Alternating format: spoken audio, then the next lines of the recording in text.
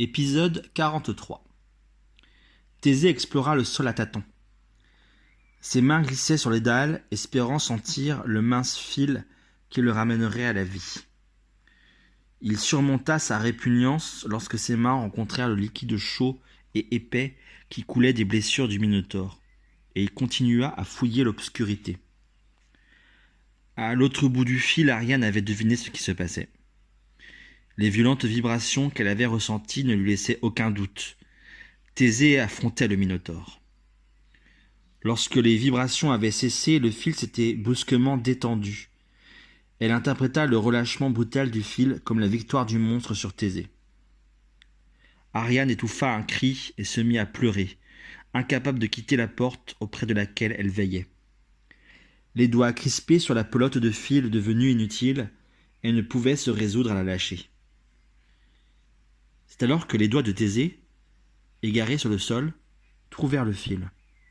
Ils s'en saisirent avec avidité. Oui, c'était bien lui, le fil de sa vie. Le jeune homme le renoua maladroitement à son poignet et se remit debout. Comme un aveugle, il s'enfonça dans les sombres couloirs. Sa marche était hésitante.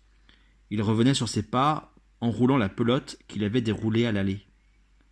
Il retrouvait les mêmes impasses, les mêmes murs oppressants, les mêmes passages étroits, les mêmes fausses pistes. Celui qui a conçu ce piège est un génie, pensait Thésée. Mais c'est aussi un fou. De son côté, Ariane avait bondi.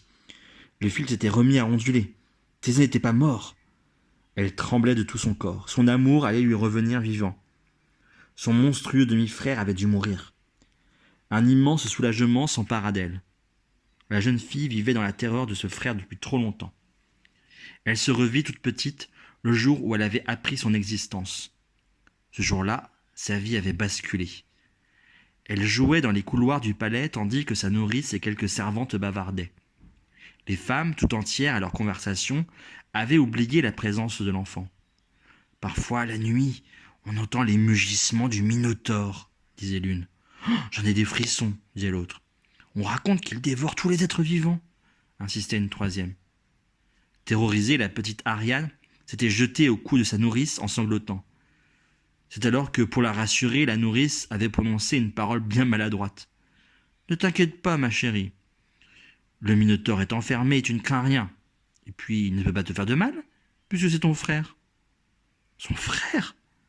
Cette révélation avait bouleversé la fillette. Non seulement elle se découvrait un frère, ce qui ne lui plaisait pas du tout, mais en plus, c'était un monstre. Depuis ce jour, les nuits d'Ariane étaient peuplées de cauchemars. Dans le ventre du labyrinthe, Thésée continuait à progresser. Il parvint enfin à l'endroit où il avait laissé ses compagnons. Leur joie fut immense. Ils n'espéraient plus le voir vivant. Ils n'avaient rien mangé et rien bu depuis longtemps. Ils attendaient tous leur mort en pleurant. Thésée coupa court aux embrassades et les força à se remettre en marche. Il ne fallait pas perdre une minute. Ils n'avaient peut-être plus la notion du temps. Les 5 jours étaient peut-être écoulés et les lourdes portes refermées à jamais. Thésée et ses compagnons repartirent, les uns derrière les autres, les plus forts soutenant les plus faibles. Thésée, bien sûr, marchait en tête.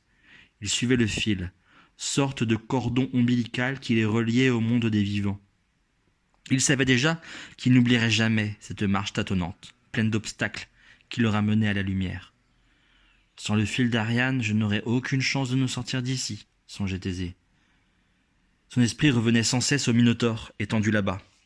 Il était seul dans la mort, comme il avait été seul dans la vie.